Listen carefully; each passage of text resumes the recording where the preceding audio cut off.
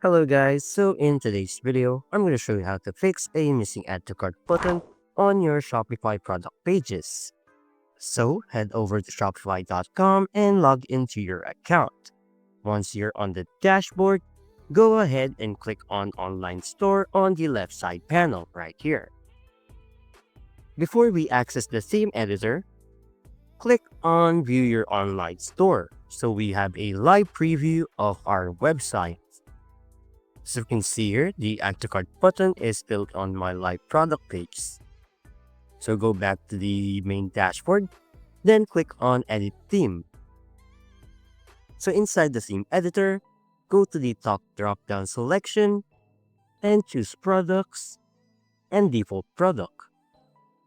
So let's say in the situation our Buy button or Add to Cart button is not here. Go ahead and click on Product Information. And inside, you'll see different blocks like the header, divider, variant picker, and the buy button. This one.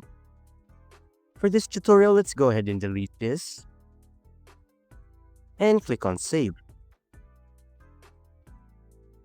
Go back to the live preview of our website, product pages, click Refresh.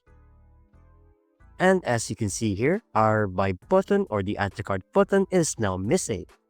Okay, so in order to bring back our buy button or to manually add the buy button, I want you to hover between variant picker and product description right here. Click on the plus sign. It will now ask us to add a new block. Scroll down and look for buy buttons right here. Click on it. And as you can see on the right side, which is another live preview of our website, our Add to Cart button or Buy button is now back. Click Save. Then refresh your store page to make sure that the Add to Cart button is now visible on live products. And there you go. It's now back and we can access it or make sure that it works. It's working properly now. And that's it. If you found this video helpful, don't forget to hit the like button, subscribe to my channel, and click the bell icon for more tutorials and tips. Thanks for watching, and I'll see you in the next one.